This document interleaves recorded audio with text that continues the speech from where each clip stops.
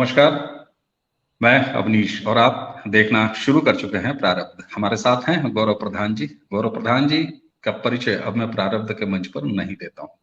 ये वो कारण है जिसको दर्शक अच्छी तरह से समझते हैं। गौरव जी का स्वागत कर लेते हैं। गौरव जी, स्वागत है आपका। नमस्कार। जय श्री राम। गौरव जी, सीधे मुद्दे पे आते हैं। मैं आपके और दर्शकों के बीच में भूमिका आज नहीं बनाऊंगा। मैं अपनी परंपरा तोड़ रहा हूँ। कहते हैं ना, हमारे यहाँ भारतीय परंपरा में कभी बारातें परंपरागत रूप से 3 दिनों की होती थी। तो पहला दिन बारात का बिल्कुल कामकाज का होता था। बारात पहुंचती थी, उसके बाद जनवासा लगता था, जनवासे के बाद से तो तमाम रिचुअल्स, यानी रात, आधी रात आते आते शादी हो चुकी होती थी। अगला दिन मौज मस्ती का होता था, हंसी मजाक का होता था, कविता कहानियां सुनाई जाती थी।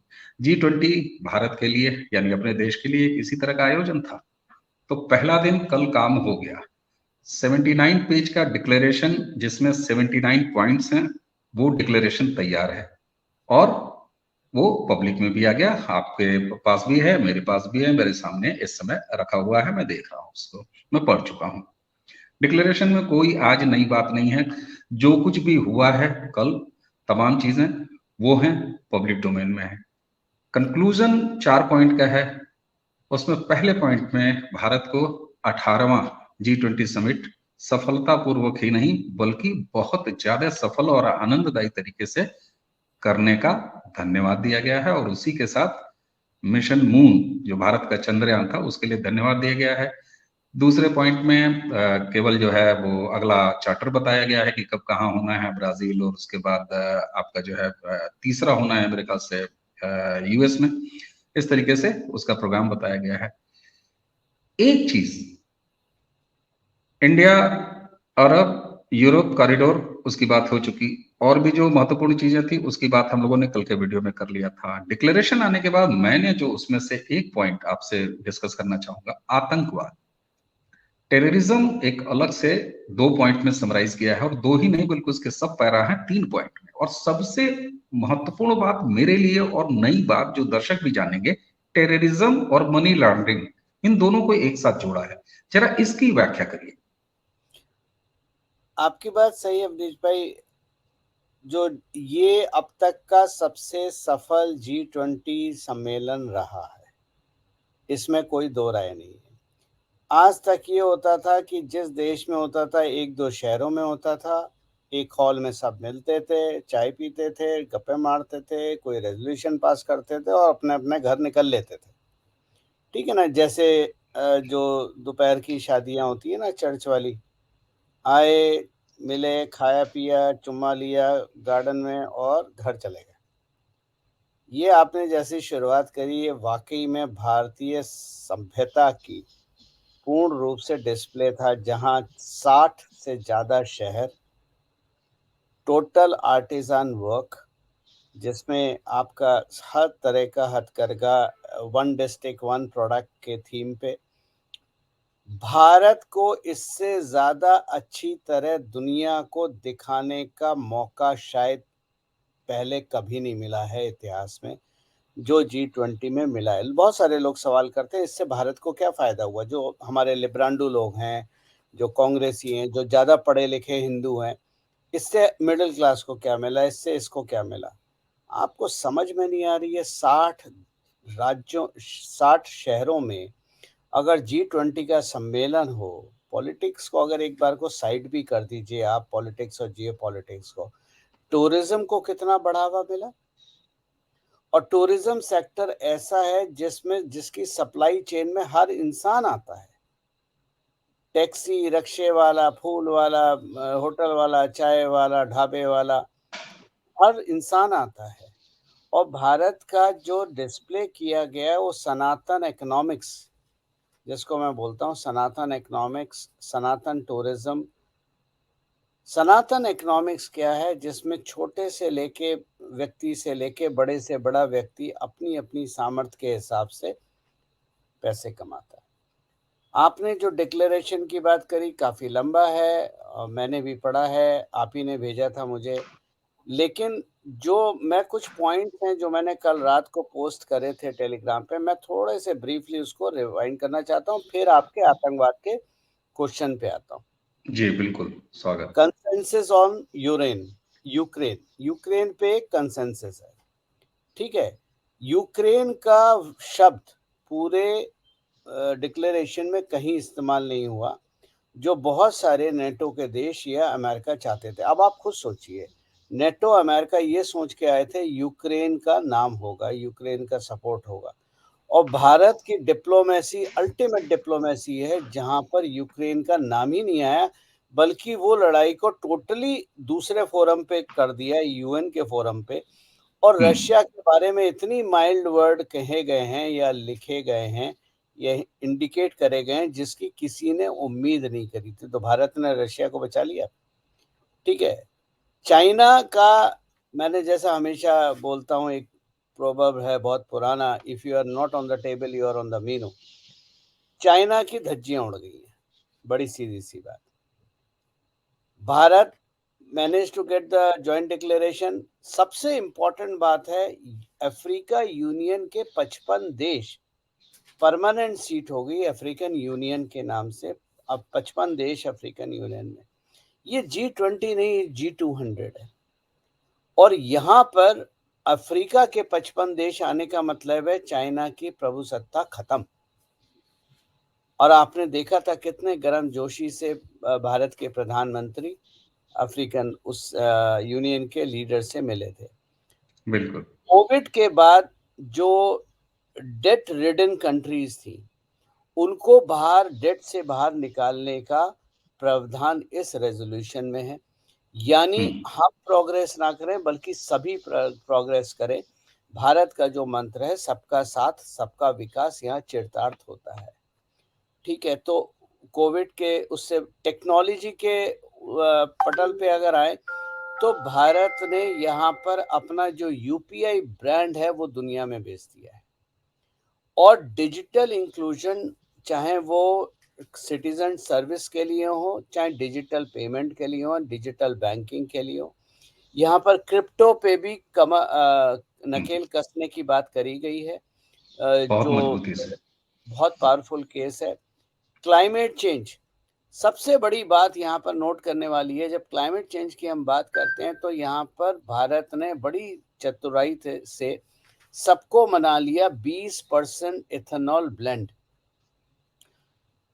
अब आपको 20% इथेनॉल ब्लेंड आपको लगता है ठीक है भैया, पेट्रोल में 20% इथेनॉल डाल दिया, लेकिन ना, मैं इथेनॉल शब्द ही नहीं देख रहा। मैं तो ये देख रहा हूँ इथेनॉल कहाँ से आता है और उसका क्या असर होगा।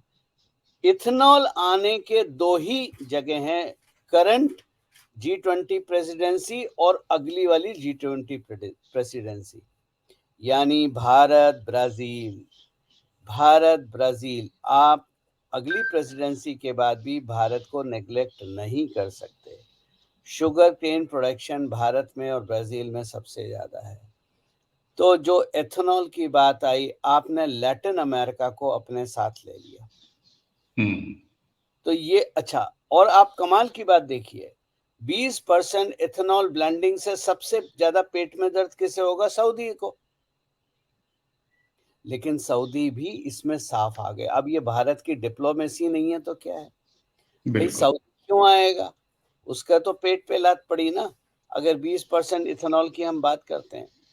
तो ये मूल रूप से जो आम जनता के रिलेटेड है, वो बातें, जो वो पॉइंट मैंने कल रात को समराइज करे थे, चैनल पे थे। चैनल का नाम ये नीचे है, आप लोग जो नहीं ज्वाइन करे हैं वो कृपया यहाँ ज्वाइन कर सकते हैं, अगर आप पढ़ना चाहें तो। जबरदस्ती नहीं है किसी से भी। अब आपने बात करी आतंकवाद की, मनी लॉन्ड्रिंग। अब इसका आप दो पहलू और देखिए। एक पहलू देखिए, आज के डेट में मनी लॉन्ड्रिंग किस माध्यम से करी जाती है। मनी लॉन्ड्रिंग क्रिप्टो करेंसी के माध्यम से करी जाती है। क्रिप्टो करेंसी पे नकेल कसने की बात यहाँ कर दी गई है, रेगुलेशन बॉडी बनाने की। दूसरी बात जो मनी लॉन्ड्रिंग की जाती है, वो कैश पेमेंट और ड्रग्स के माध्यम से करी जाती है, वो आपने प्लग कर दी। जब आप डिजिटल इंक्लूजन ला रहे हैं, जब आप डिजिटल करेंसी ला रहे हैं और डिजिटल ट्रांजैक्शन प्रमोट कर रहे हैं तो मनी लॉन्ड्रिंग बहुत हद तक कंट्रोल आएगी। मनी लॉन्ड्रिंग कंट्रोल आएगी तो मतलब आपका आतंकवाद खत्म आएगा। आतंकवाद में ये बाई आउट जो करे जाते हैं पैसे के माध्यम से, मैंने कई बार इसको समझाया है कि चाइना लड़ने वाली फौज नहीं है। चाइना पैसे दे के सुपारी किलर्स इस्तेमाल करती है, जैसे कि चाइना पाकिस्तान को करती है। तो इस जो आपका digital payment money laundering act और आपका जो बैंकिंग ट्रांसपेरेंसी की बात करी गई है, यहाँ से सबसे ज़्यादा जो चोट पड़ेगी वो चाइना, पाकिस्तान और टर्की को पड़ेगी।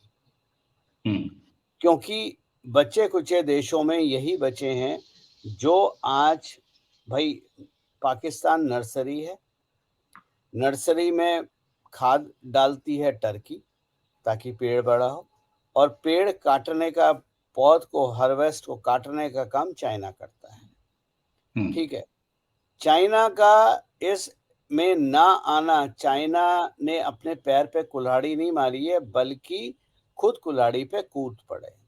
क्योंकि शी जिनपिंग ये सोच रहे थे कि वो हर बारात में दूल्हा बन के जाएंगे। वो जो सोच है शी जिनपिंग की, वो बारात में दूल्हा बनने की है, लेकिन अफसोस कि वो फूफा भी नहीं रहे यहाँ पर और किसी ने घास भी नहीं डाली। 3C यहाँ पर टोटली न्यूट्रलाइज्ड हो गए, और 3C वो हैं जो जिनकी कथनी और करनी में बहुत फर्क है। पहला, कनाडा। कनाडा की प्रेस करी है कि जस्टिन ट्रूडो हैं कहाँ, हम नहीं बोल रहे, उनकी प्रेस बात कर रही है। तो completely outline, neutralized, ignored. China absent, it is on the menu now for everyone to discuss. African nations जैसे ज्वाइन करा है परमानेंट, चाइना का छोड़ दिया। और तीसरी हमारे चाइना की भारत में जो फ्रेंचाइजी है, एक्सक्लूसिव फ्रेंचाइजी 10 जनपद, जिनके गैंग का नाम है, मैं उनको गैंग कहता हूँ, कांग्रेस। वो पॉलिटिकल पार्टी नहीं है, वो एक तरह से कहा जाए जैसे गैंग होते हैं ना, गैंग का एक लीडर होता है और वो गैंग को चलाता है, उसके ही बच्चे आगे बढ़ बढ़ के गैंग को ओवरटेक करते हैं, वो कांग्रेस है।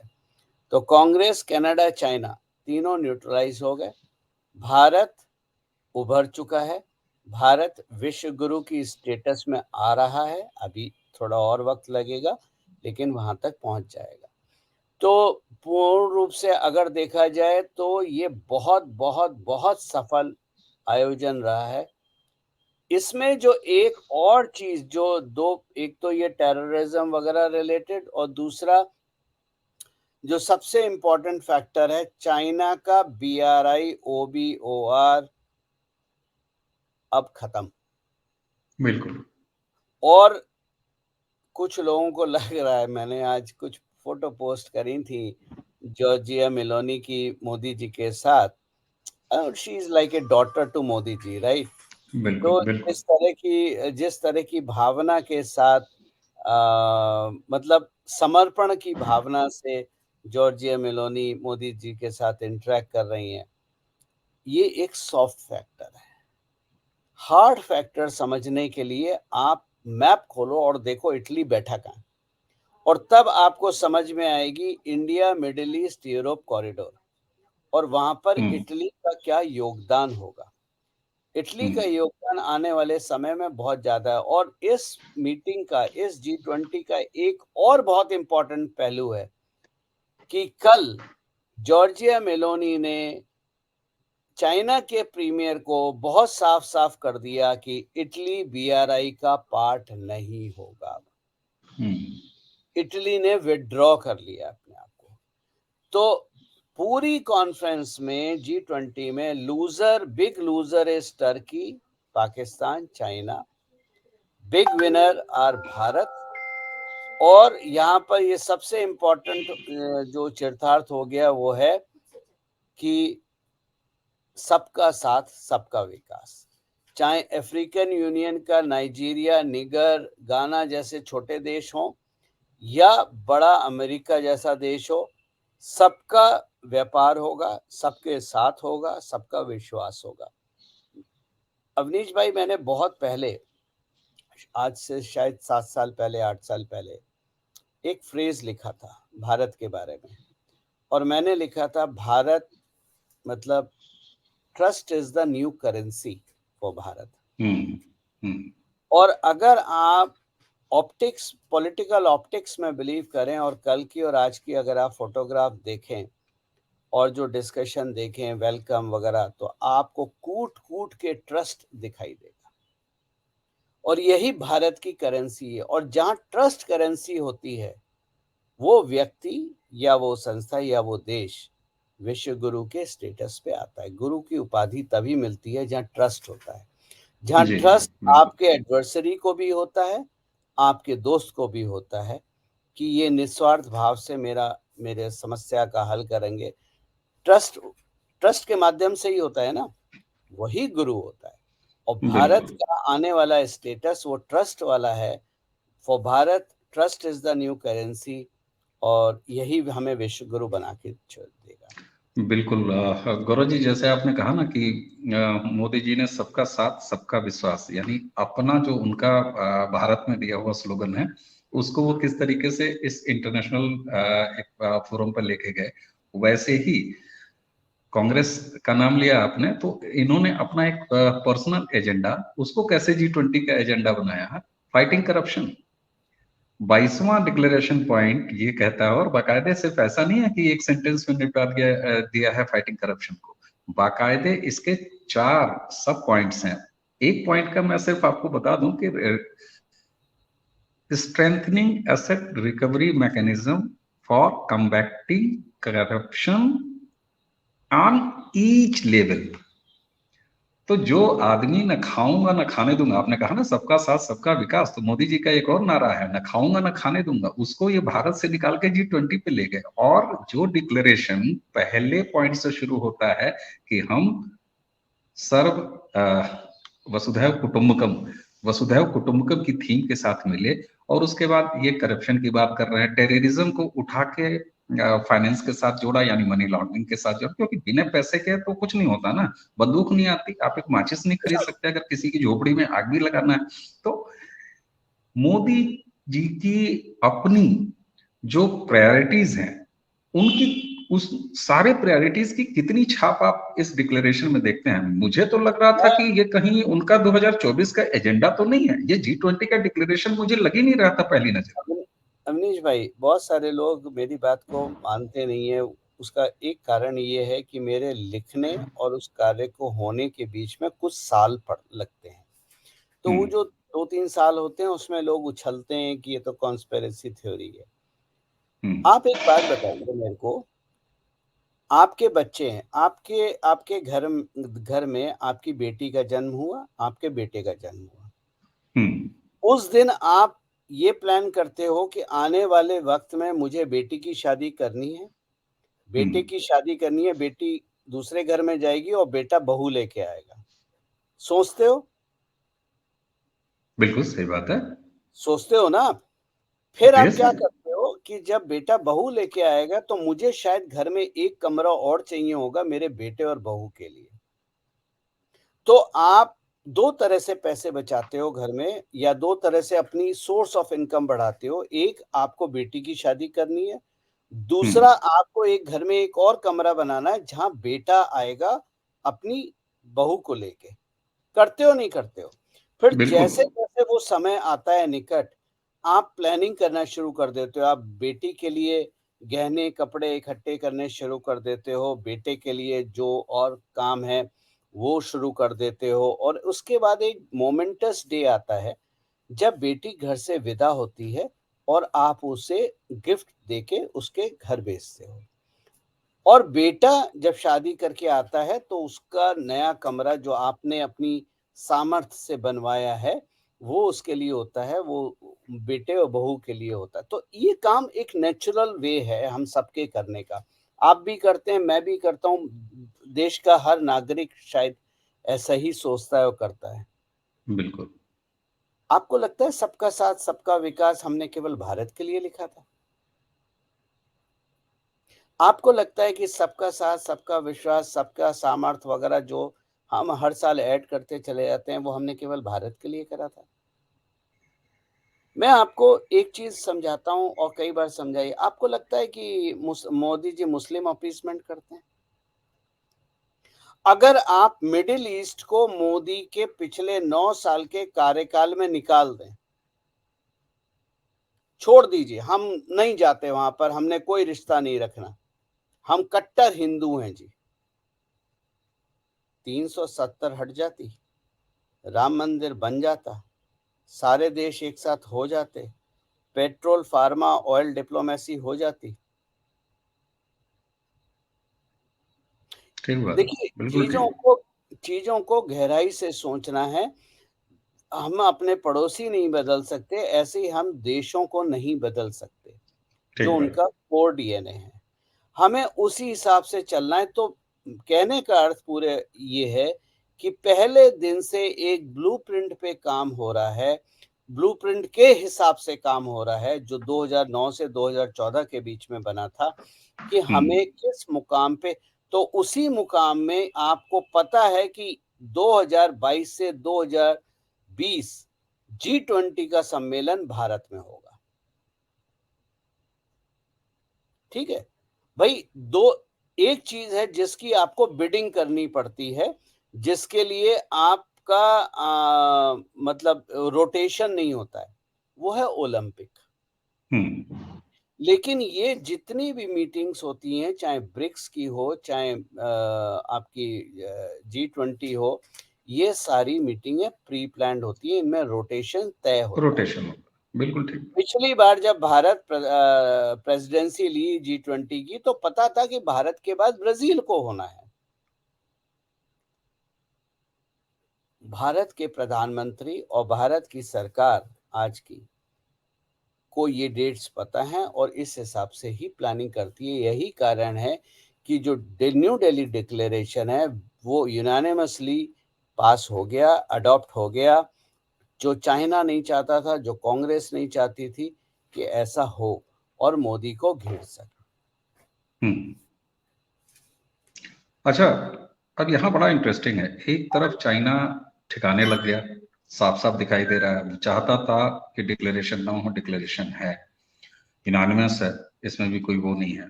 भारत के लिए उपलब्धियों भरा है। और यहाँ महत्वपूर्ण ये है कि केवल भारत के लिए आप कोई भी G20 में हुआ कोई भी उपलब्धि देख लीजिए, वो ऐसा नहीं है कि सिर्फ भारत के लिए है।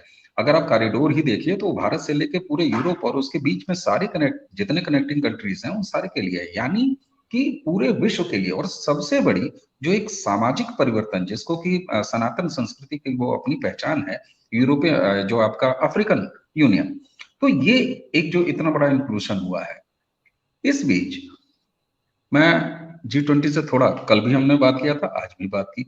आज तो मतलब मोदी जी ने ऐसा कुछ खास छोड़ा ही नहीं है कि G20 पे हम बहुत सारी बातें कर सकें। लेकिन यहाँ पर चीन के, आपने कहा था ना 3C, उसमें से एक सी के राजकुमार, आज 10 तारीख है, 7 तारीख को उनकी सो कार्ड भारत तोड़ो माफ कीजिएगा, भारत जोड़ो यात्रा, उसकी सालगिरह थी साहब। और 6 तारीख को बंदा फिर फुर हो जाता है, और वहां से तो कभी वो चीन के लिए मोहब्बत दिखाते हैं एक बार फिर।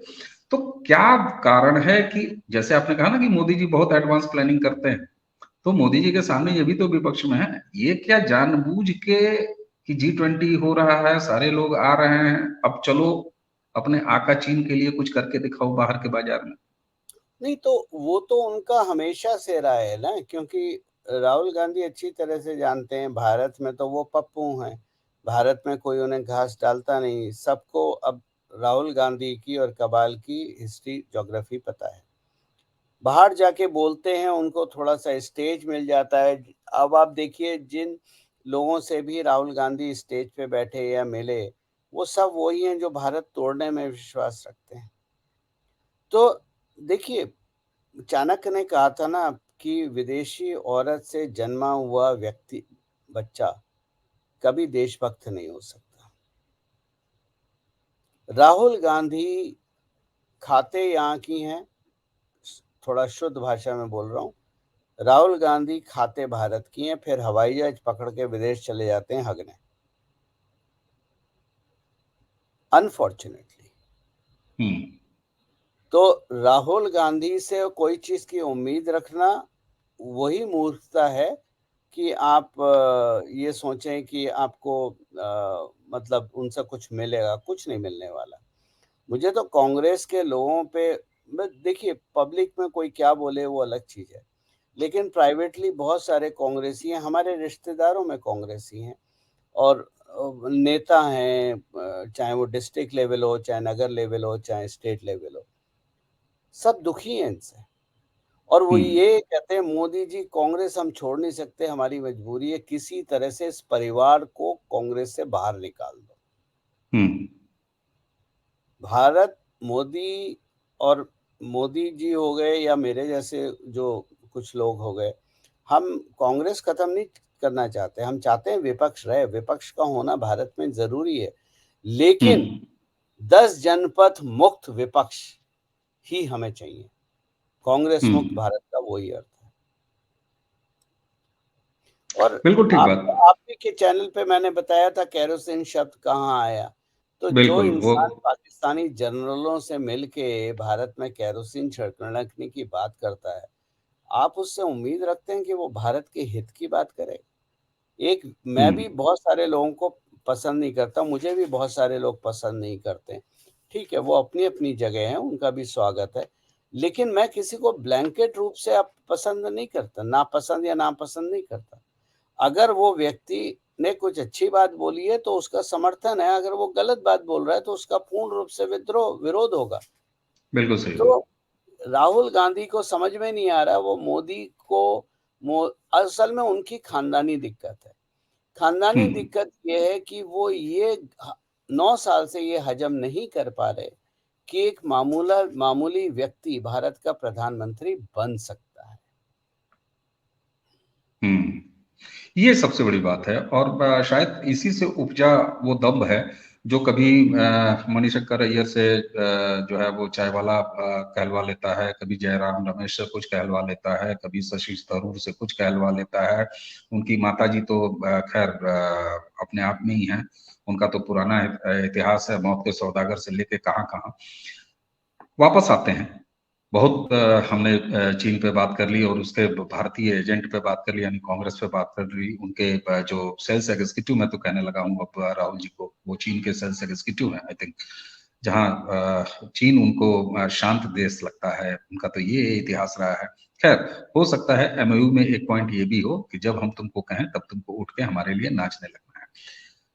गौरव जी, अब इस आज की चर्चा को कंक्लूड करने के लिए अगर मैं आपसे कहूं कि G20 तो हो गया, G20 के इस फाउंडेशन पर आगे भारत को कैसे देखते हैं आप? नरेंद्र मोदी जी के नेतृत्व को कैसे देखते हैं? सनातन के उद्भव और उसकी पुनर्स्थापना, या ये कहिए उसके एनरिचमेंट, इन सारे चीजों का अगर एक मैं मिलाप करा दूं तो उसको आगे अगर प्रोजेक्ट करूं तो क्या देखते हैं? उत्कृष्ट भारत। सनातन का उदय हो चुका है, अब सनातन को कोई रोक नहीं सकता। ना कांग्रेस रोक सकती है, ना चाइना रोक सकता है, ना सीआईए रोक सकता है, ना कोई विदेशी ताकतें रोक सकती है। ये उदय हो चुका है। अब हम उस कैटेगरी में आ गए कि अगर हम चुप नहीं रहेंगे, बहुत साल हम चुप रह लिए, शांति से रहो, मिलके रहो, बड़ी अच्छी बात है, नहीं रहोगे तो हमें भी वही काम करने आते हैं जो तुम करते हो। ठीक बात। रहा सवाल मोदी जी का, तो 2024 मोदी जी जीत रहे हैं। डंके की चोट पे जितने फॉरेन देश हैं, जितने विदेश हैं, उन सब ने इस चीज को इंडोर्स कर दिया डायरेक्टली इनडायरेक्टली कि भारत जीत रहे हैं। रहा सवाल मोदी जी हो गए, भारत हो गए, सनातन हो गए।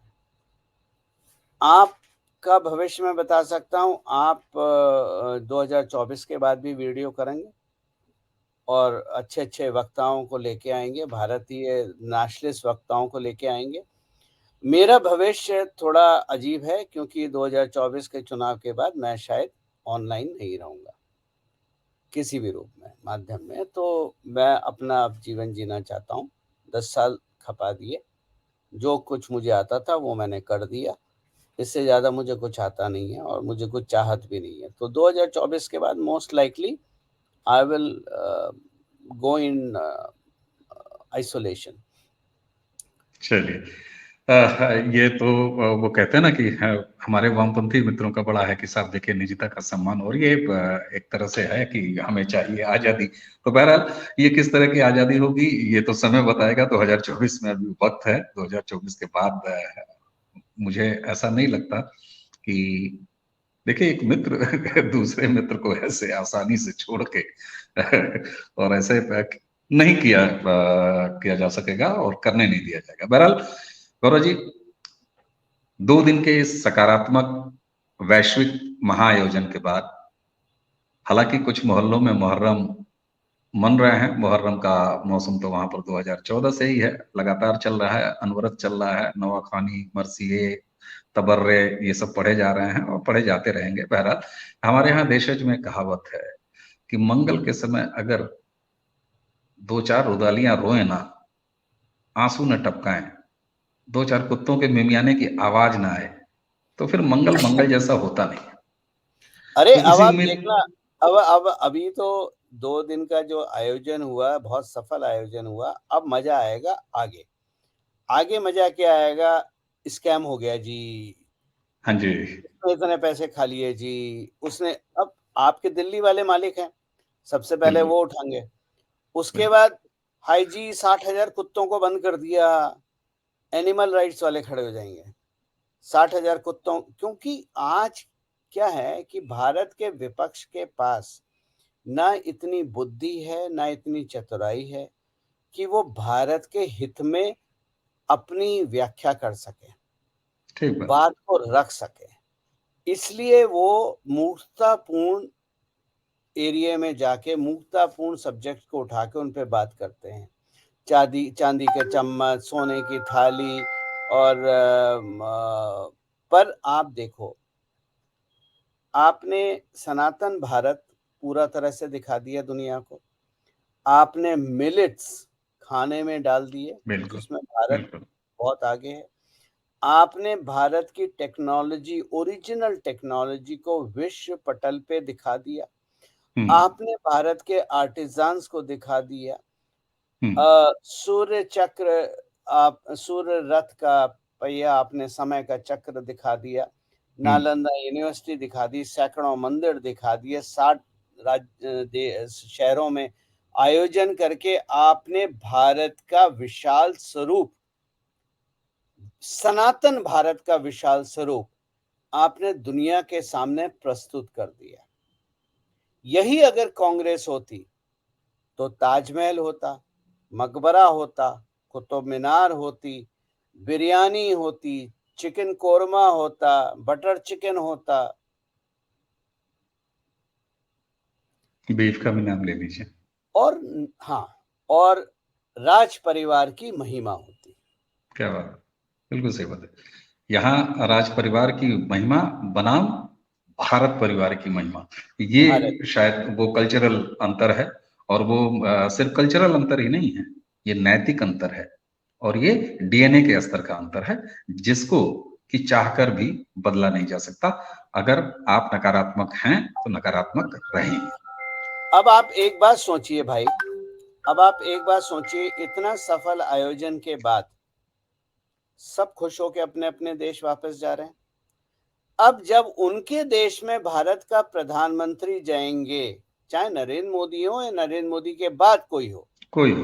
बिल्कुल जो सही। भी भारत का प्रधानमंत्री जाएगा, उसको किस लेवल का रिस्पेक्ट मिलेगा, इसका आप अंदाज लगा सकते हैं।